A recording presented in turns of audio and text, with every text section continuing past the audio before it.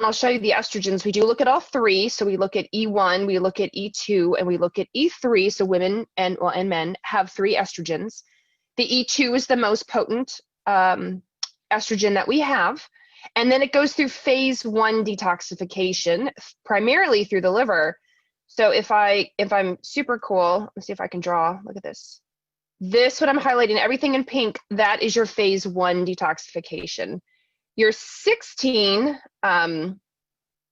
your dial here, this is known as 16. So when you're looking at the report, you read it like a gas gauge. So it's really a dial with an arrow, and in between the stars is the range, and then you'll see this little tiny purple range, and that's the menopausal range. So if you're menopausal or if you're not menopausal, everything still applies. So in this case, this is really elevated. So the 16 is what causes a lot of, we call it proliferation, growth. It makes things grow. So heavy periods, fibroids, polyps, boobs, like it makes things get, big and fluffy.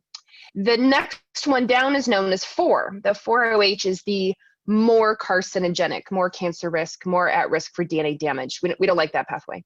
And then the last pathway here is known as the 2 pathway, and the 2 pathway is what we call the least carcinogenic. It's the ideal pathway to go down. And then what we do is we shoot across. Your estrogen becomes what's known as a methoxy. And basically, this is actually really protective in the female body. This is actually, they think in research, this is helpful and protective against breast cancer and breast cancer development. And so the goal for a woman is to move all your estrogen down into this pathway. And then after you make this, the next step is to get rid of it. So we are not a stool test company, but phase 3 is when you look at stool testing and make sure that your estrogens can go from your liver into your bile and then out of the system. So it's really nice to look at this. I'll just show you, let's see here, 2 things. So first of all, I'll show you the progesterone. So in this case, the progesterone is below the star. Mm-hmm. So it tells me she's not ovulating.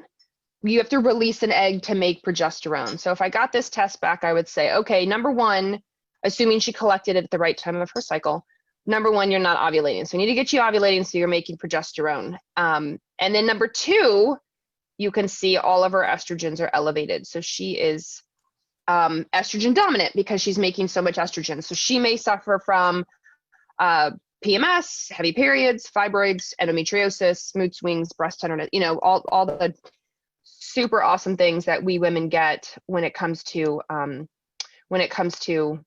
estrogen. Then when I'm looking at her specifically, I'm trying to get my, oh, there we go, my little annotation. So when I look at her specifically, her 16, there's 2 parts. Her 16 is elevated. Again, that's the one that makes things grow. And this part down here on the lower left corner is sluggish. So this tells me not only is her phase 1 going down the wrong pathway, her phase 2 is slow. And so it's kind of like a plugged up bathtub. My analogy is always a bathtub. So she's got all this water coming in and the drain's clogged. And so what it does is it backflows into the house, into the bathroom. And that's how she feels. She feels this backflow of estrogen. And so what I'm going to do is unplug the drain. I'm going to work on this particular enzyme called COMT. I'm going to work on its big cofactor, believe it or not, is magnesium. But other things are helpful, like B vitamins, methylated B vitamins, choline, methionine, zinc. These are all very helpful to getting this moving. And then on the part over here where it's the 16, this is where we often eat like the brassica family foods, the broccoli, the kale, the cauliflower, the Brussels sprouts. This is where that supplement indole-3-carbinol, I3C, or DIM, diindolylmethane, is really helpful. And the reason diindolylmethane is helpful is it helps to push this pathway, this 2 pathway more. So we'll see the 16 go down and we'll see the 2 start to go up in most cases. But remember, you have to unplug the drain first. So what a lot of women do is they rush to get on DIM. They just go to the store and buy DIM, and then they feel worse. And I'm like, right, because you have a clogged drain and the water continues to overflow. So you have to unclog this part 2 over here, and then DIM will work a whole lot better. Now, in her case, I may also say, do you have digestive issues, gas, bloating, constipation? What's going on? because I know that it's such a big impact on how the body clears out estrogen. So that, and if she's like, yeah, absolutely, I have constipation, I have a lot of gas and bloating, then I would have her do a stool test and then evaluate so we can help her body clear. If you think of my bathtub analogy, like the intestines is the sewer line out of the house.